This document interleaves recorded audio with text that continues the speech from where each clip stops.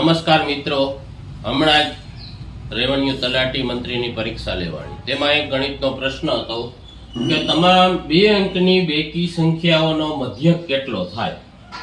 Option આપ્યા છે A 55, B 56, C 1 પણ નહીં અને D 54.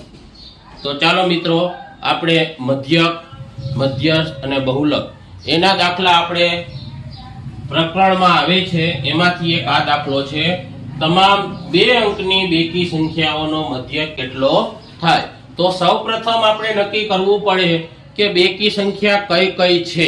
2 અંકની બેકી સંખ્યા લેવાની છે. તો 2 અંકની સૌથી નાની સંખ્યા થાય 10, 12, 14, 16 એમ અનંત સુધી ચાલીને બેકી સંખ્યા છેલ્લી કઈ આવશે? 99 હોય સંખ્યા, 2 અંકની સંખ્યા, પણ 99 ન આવે તો તેનાથી આગળ 98 એ છેલ્લી સંખ્યા 2 અંકની બેકી સંખ્યા બને છે. તો ચાલો, પહેલી સંખ્યા છે 10, છેલ્લી સંખ્યા છે 98. તો આપણે 10 અને 98 નો સરવાળો કરીએ. 10 અને 98 108, તેને 2 વડે ભાગાકાર કરીએ તો આવશે 54. ચાલો, તમામ 2 અંકની બેકી સંખ્યાઓનો મધ્યક કેટલો થશે મિત્રો? 54. તો અહીંયા ડી ઓપ્શન છે એ સાચો થાય.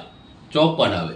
મધ્યક, બહુલક અને મધ્યસ્થના દાખલા આપણે આગળ પણ વિડીયોમાં જોશું. અત્યારે આ પરીક્ષાની અંદર એક પ્રશ્ન આવેલો છે, તો તેનું સોલ્યુશન આપણે